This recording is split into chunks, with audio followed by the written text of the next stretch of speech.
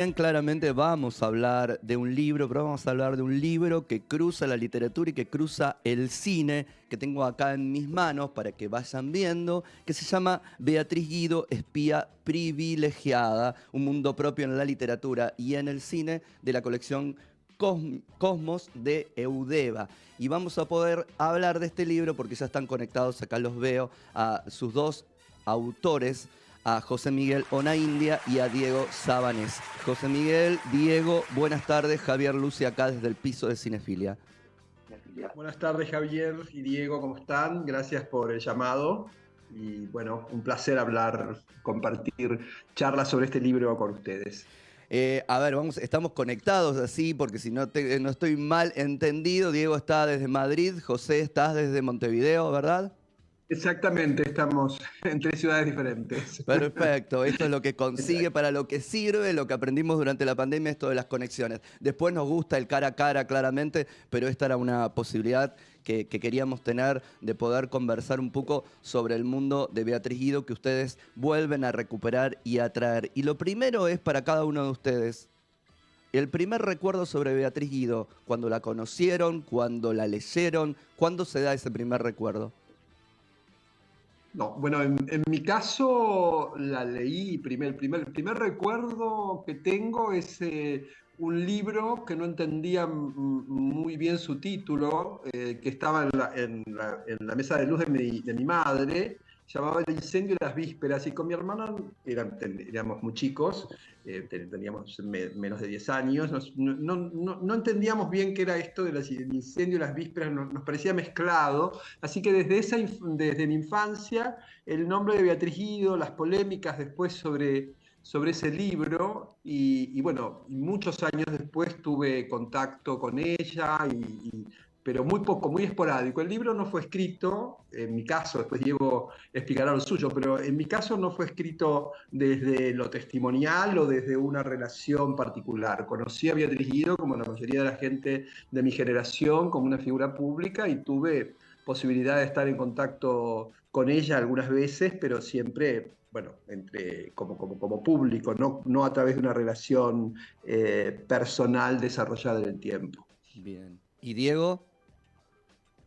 ¿Qué tal? Buenas noches. Sí, efectivamente yo estoy acá en Madrid ahora mismo, pero bueno, a punto de volver a Buenos Aires. En mi caso, yo conocí digamos, el universo de Beatriz a partir de las películas de Torre Nilsson. O Ujú. sea, antes de leer sus cuentos o sus novelas, vi las películas que, digamos, Torre Nilsson y ella hicieron juntos porque realmente era una dupla creativa, más Sí. allá de que ella se quedaba, digamos, en el campo del guión y él coescribía con ella y dirigían, pero ambos en muchas entrevistas que hemos recopilado para el libro cuentan que era muy impreciso el límite entre el aporte de uno y el aporte de la otra, ¿no? Como que realmente trabajaban juntos y creo que eso se nota un montón, sobre todo en las primeras películas que hicieron juntos, porque uno lee los cuentos de ella o las novelas y se ve claramente que ya están llenas de imágenes que luego van a aparecer en las películas, o sea que había como una retroalimentación entre ambas.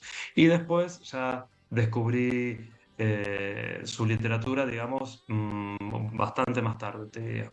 Bien, perfecto. No, por eso la pregunta fue por acá, porque claramente el libro no va de mis recuerdos con Beatriz o las anécdotas No, con eso, sino que no. es un trabajo de recuperación. José, te encargás de la parte de literatura, Diego, te encargás de la parte de los guiones y demás, de ese mundo cruzado que tenía Beatriz, y a partir de eso uno puede empezar a recuperar, obviamente, un montón de cosas que también las ha visto como espectador o como lector, pero acá está todo compendiado de una manera en el que uno puede darse cuenta de la estatura, ¿no? Ustedes algo de eso dicen, como que se la está reconociendo, pero todavía falta mucho más, ¿verdad? Sí, yo creo que nosotros también rescatamos lo que significó la figura pública de Beatriz Guido, que prácticamente hoy no tiene una réplica. Los intelectuales, escritores de cualquier disciplina, pero fundamentalmente los provenientes del campo de la literatura, no ocupan un lugar central en la vida pública y política argentina. Es muy difícil encontrar, salvo los que toman un lugar de militancia, que Beatriz no tomó, eso también es rescatable, porque ella tuvo una operación muy importante de provocación sobre el mundo político sin militar ni adherir, salvo al final de su vida, que tuvo una adhesión muy anticipada y con mucha lucidez y con mucha valentía hacia la candidatura de Raúl Alfonsín, cuando Alfonsín no era el favorito, ni siquiera era un candidato con que la sociedad esperara que ocupara la presidencia de la nación y que tuviera el liderazgo político que tuvo. Por eso me parece que eso es lo que intentamos, o sea, como ella en cierta forma fue una figura que ocupó un centro de la vida pública argentina que hoy ningún intelectual ocupa con la misma amplitud, al menos. Son épocas muy distintas también, es difícil armar equivalencias, pero quisimos también destacar ese universo, o sea, su capacidad creativa, su posibilidad de actuar en diversos campos y su impacto en la vida pública y social de nuestro país y de Iberoamérica. Diego, con respecto a esto. Sí, mira, para mí era muy interesante también investigar, porque vos comentás, nuestro libro no está lleno, digamos, de anécdotas y de historias sobre Beatriz, ni de nuestra relación con Beatriz. Bueno, en mi caso, nunca me crucé siquiera con ella.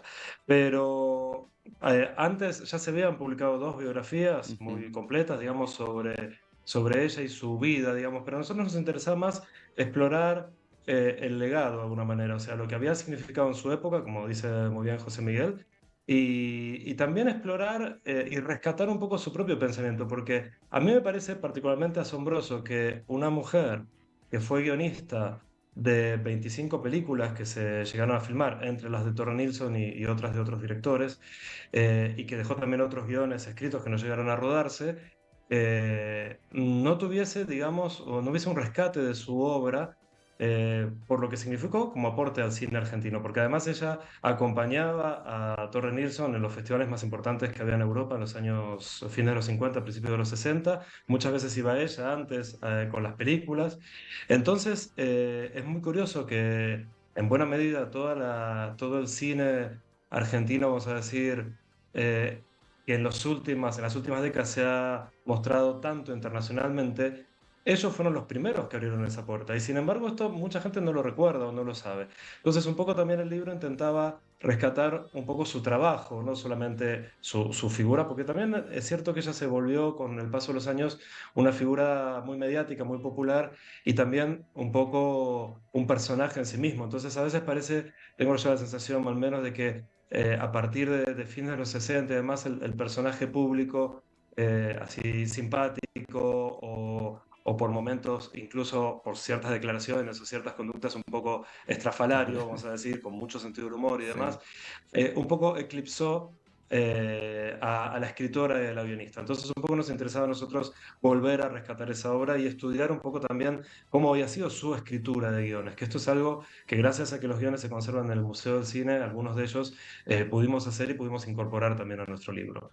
Y También el libro rescata artículos que ella escribió en revistas literarias a fines de la década del 40, principios del 50, cuando estaba muy vinculada como estudiosa, digamos, al existencialismo, que es algo existencialismo. que mucha gente ignora Sí, de sí, sí. su trayectoria, por ejemplo, ¿no? Entre otros rescates, vamos a decir. Totalmente. Y con respecto a esto me das pie para pensar, digo, lo siguiente, en un país como es Argentina, lamentablemente, que no como que borra el pasado, la historia, que no tenemos archivo o que se pierden los archivos, y voy a decir se pierden también entre comillas y todas esas cosas, digo, se hace muy difícil para el investigador encontrar dónde hallar esas cosas para poder construir esa cronología.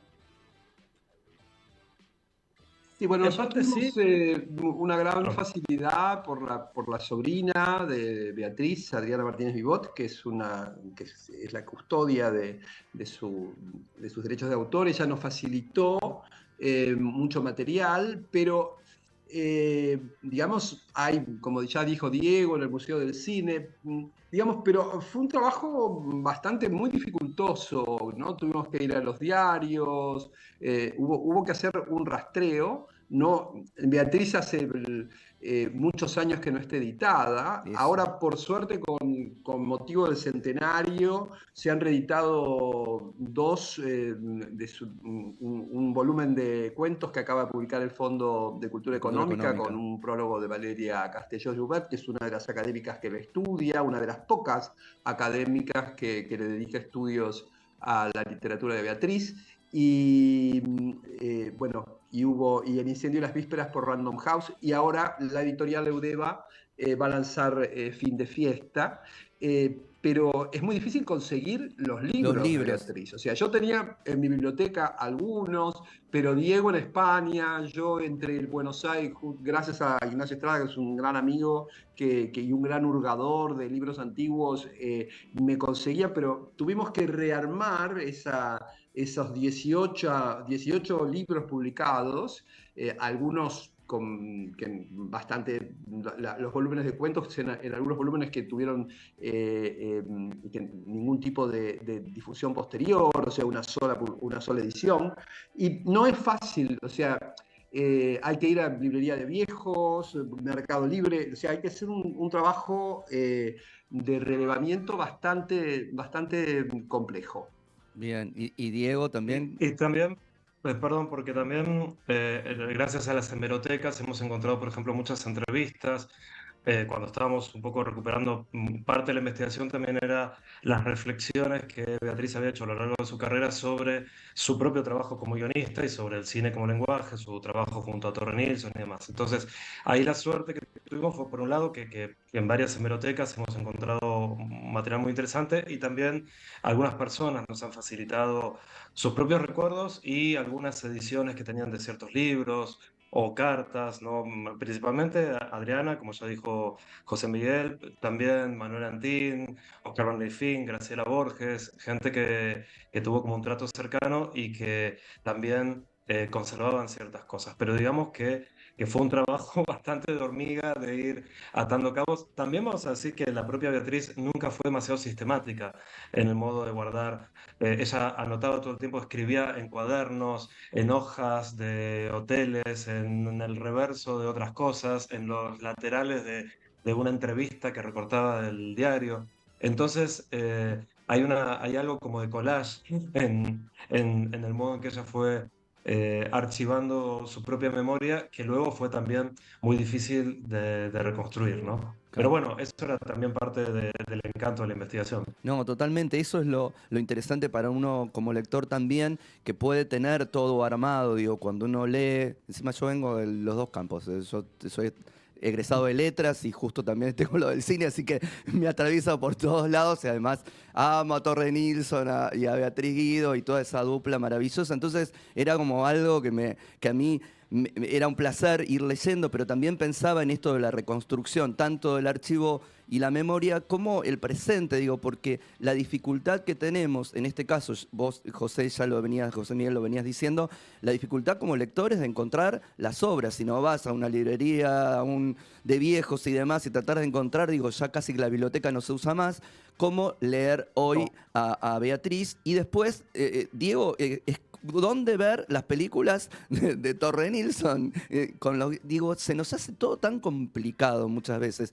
Después ahí está el placer de ir. Y además sobre ellos, vos nombraste a los dos, pero yo creo que sobre ellos están como bajo un manto de silencio, absolutamente injustificado en ambos casos, por diferentes razones. En el caso de Torre Nilsson es sorpresivo porque en realidad es el gran padre del cine de autor de la Argentina, y un escritor y un director con 28 obras, con 28 películas filmadas, desde estas tan personales sobre libros de Beatriz a prácticamente el arco más amplio de la literatura argentina, sí. ¿no? O sea, arranca con Bioy Casares y termina, o sea, pasa por Puig, por Roberto Art, por Ricardo Rojas, digamos. Realmente, además que fue el primero, o sea, cuando uno lee que estaba considerado en los años 60 entre los 10 mejores directores del mundo, que en el festival, Diego, que es un investigador muy meticuloso, me manda el dato porque dimos aquí en Montevideo Piel de Verano, que había una copia en la Cinemateca Uruguaya, que cuida mucho el material y es la receptora de una gran cantidad de material latinoamericano y universal. En el mismo año, Torre Nilsson gana el premio en Cannes en el mes de mayo, y en el mes de agosto se inaugura el Festival de Venecia con Piel de Verano, con otra película, y que no compite porque él es miembro del jurado de Venecia. Sí. Entonces, la carrera de Torre Nilsson, en un momento donde no había internacionalización del cine argentino, donde era muchísimo más difícil, porque también era mucho más difícil viajar, ¿no? Hay que recordar a la gente que en ese momento no había vuelos directos a París o a Madrid, había que pasar por Dakar, hacer escala, los viajes en avión eran peligrosos porque los aviones se caían, había accidentes, digamos, era una aventura hacer esos viajes, no había una recepción en Europa de la literatura de la cultura latinoamericana, no había aparecido el boom de la literatura, no, digamos, para un latinoamericano entrar en Europa era realmente algo absolutamente, en Europa y en Estados Unidos, como es el caso de Nilsson, era absolutamente singular, original y fuera de las posibilidades concretas. Y él abre ese camino. Y hoy realmente no se lo recuerda, pese a que yo creo que hay muchas películas y muchos autores, muchos directores, que siguen teniendo las señales de las temáticas de Beatriz y de las temáticas que también adopta Nilsson, ¿no? Excepto el caso de Adrián Caetano, que le rinde especial homenaje siempre a Nilsson en cuanto al manejo de cámara, etc. Las nuevas generaciones no lo referencian lo suficientemente. Sí, yo iba a sumar un par de anécdotas que quizás los oyentes del programa les dé curiosidad saber. Una es que en el año 65 se hace una retrospectiva en el MoMA, el Museo de Arte Moderno de Nueva York, de 7 películas digamos, con guión de Beatriz Guido y dirección de Torre Nilsson, en un momento donde supongo, no estoy seguro de este dato, pero creo que es la primera vez que un director argentino recibía una retrospectiva en ese lugar, nada menos. Sí. Y por otro lado, hay un ballet que se estrena en Londres, basado en La Casa del Ángel de Beatriz Guido, que es otro dato que casi nadie sabe. O sea, estamos hablando de una década donde ellos no Sí. solamente viajaban con las películas, sino que eran muy apreciados, y hay un caso de un cuento de Beatriz que no se llegó a rodar la película, pero del que se escribió un guión que se llama Una hermosa familia, que se iba a rodar como una producción inglesa. O sea, hay un montón de Sí. cosas que han aparecido en la investigación y que son realmente datos que permanecían, yo te Y diría, ocultos, y que me parece que abre otra perspectiva sobre el yo lugar creo de que ambos. acoto a lo que dijo Diego, que en el caso del guión de Una hermosa familia, el guión lo hizo Edna O'Brien, que hoy es una de las escritoras Claro, en lengua inglesa más más reconocidas del reconocido. mundo, una Totalmente. de las que siempre aparece En las en las listas. listas de candidatas para ganar el premio Nobel. Sí. Incluso el último año fue una fuerte candidata junto con Daniel, ¿no?, que terminó ganando. Y en el caso del ballet, el ballet lo hizo Kenneth Macmillan, que es uno de los grandes coreógrafos del siglo pasado, director del ballet del Royal De Ballet Royal de Ballet. Londres, y se estrenó en el Covent Garden, Sí. digamos. Y esto sucedió cuando Beatriz tenía menos de 40 años, porque Kenneth Macmillan había leído la novela, no había visto la película, o sea, ya la novela estaba traducida al inglés, digamos. Fueron verdaderamente dos personas que abrieron caminos para la literatura, el cine y para el reconocimiento de la cultura argentina y latinoamericana en Europa y en América del Norte. Totalmente. Esto, digo, todo esto que están contando, tanto Diego como José Miguel, digo, lo van a poder encontrar en este libro maravilloso de Beatriz Guido, Espía Privilegiada, ¿no? Con esa toma también de Graham Greene, de encontrarse en esos lugares, que también la asimila un poco, digo, a Silvina Ocampo, y si quieren después nos vamos al cine y un poco también a Lucrecia Martel, digo, por nombrar Sí, dos mujeres sí, sí, también, ¿no? Y para ver que las cosas no nacen nacen de la nada y tampoco se cortan, aunque alguien las quiera cortar. Digo, hay herencias, hay legados, hay cosas que empiezan y que está bueno tener esas referencias y este laburo que hicieron ustedes dos para volver a poner en un lugar como vos, como ambos dijeron, tanto a Beatriz como Leopoldo Torrenilson, que todas sus películas uno va viendo la cronología y dice, se estrenó en Berlín, se estrenó en Venecia, se ganó el premio en decís, ¿cuándo pasó eso con el cine argentino? ¿No? Entonces, me parece que es muy importante este laburazo que hicieron ambos para volver a traer a una figura tan relevante como es Beatriz Guido, y entonces de la mano inevitablemente te llega también Leopoldo Torrenilson. Sí, por supuesto. Sí, además nos parecía también que en un siglo donde las mujeres están logrando tantos lugares y van, digamos, dejando atrás algunas barreras de desigualdad que continúan, tener la memoria de una mujer de estas características que hizo y que ocupó un lugar protagónico cuando las mujeres en Argentina eran incapaces de derecho. O sea, realmente también hay que recordar, ¿no? Sí. O sea, cuando había una disminución legal y social frente al rol de la mujer que hace más meritorio aún este trabajo y este primer sitio que logró Beatriz en su época. Totalmente. Diego, no sé si querés agregar algo más. No, solamente que Argentina Sono Films conserva 3 películas, porque también es cierto que estas películas que hicieron juntos tenían diferentes productores, entonces también a la hora de hacer un rescate de su obra o un visionado, retomando un poco la pregunta que hacías Sí. antes, se hace difícil también por eso, porque no están, digamos, unificadas bajo No, sí. una misma pertenencia, digamos. Entonces, Argentina Sono Film tiene 3 que se proyectaron en el Bafisi cuando hicimos una pequeña exposición por el centenario de Beatriz Sí. con sus libros y demás, y hubo un par de mesas redondas. Ahí se proyectaron en copias realmente tauradas, fantásticas, La Casa del Ángel, El Secuestrador y La Caída, que además es una de mis películas preferidas. Ujú. Luego hay otras películas que yo creo que vale la pena rescatar de su obra que a mí me encanta, que es La Terraza. Sí. Justamente la recopilación de cuentos que acaba de lanzar ahora el Fondo de Cultura Económica se llama La La Terraza, porque, terraza. porque está ese cuento, bueno, y obviamente otros que también pasaron al cine, quiero decir. Y La Terraza es una película de una modernidad Sí, increíble, es del año 63. totalmente. Yo espero, pululan ahí por YouTube y este tipo de lugares, algunas copias no son de la mejor calidad.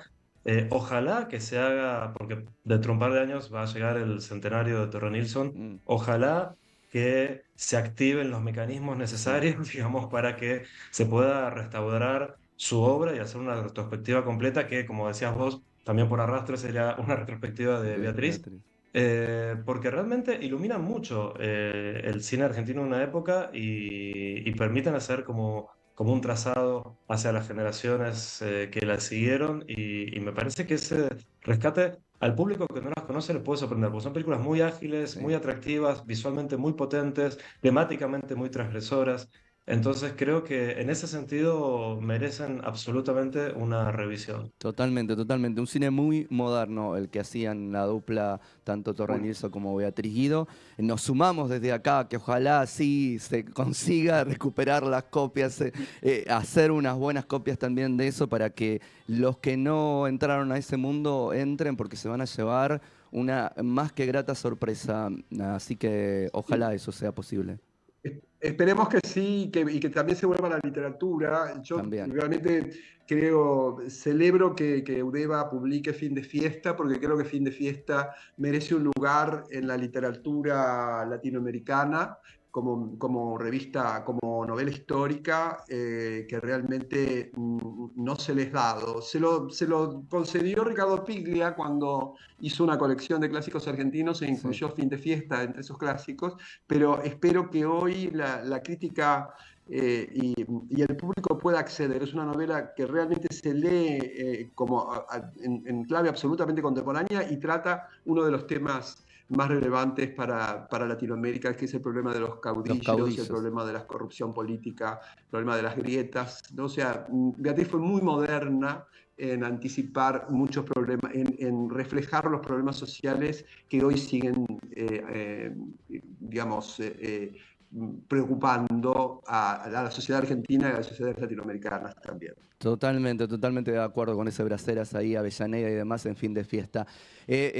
Diego, José Miguel, muchas gracias por Beatriz Guido, espía privilegiada, muchas gracias por este tiempo acá en Cinefilia y ojalá todo lo que pedimos llegue a destino a quien pueda hacerlo y podamos disfrutar tanto de la literatura de Beatriz Guido como del cine de Leopoldo Torre Nilsson con Beatriz Guido en La Pluma. Muchísimas gracias, Javier, por la entrevista y por charlar y difundir el libro y, bueno, y la obra, que era fundamentalmente lo que a Diego y a mí nos preocupaba. Por favor, un abrazo grande y muchas gracias a cada uno de ustedes desde Madrid y desde Montevideo, Diego Sabané, José Miguel Onaindia. Y nos vamos a ir a nuestro segundo tema del día de hoy, que es, y me voy a poner los lentes porque me hacía el canchero, pero no llegó a verlo, Deep End de Holly Humberstone, tema integrante de la banda sonora de Heartstopper, cuya segunda temporada acaba de estrenarse en Netflix.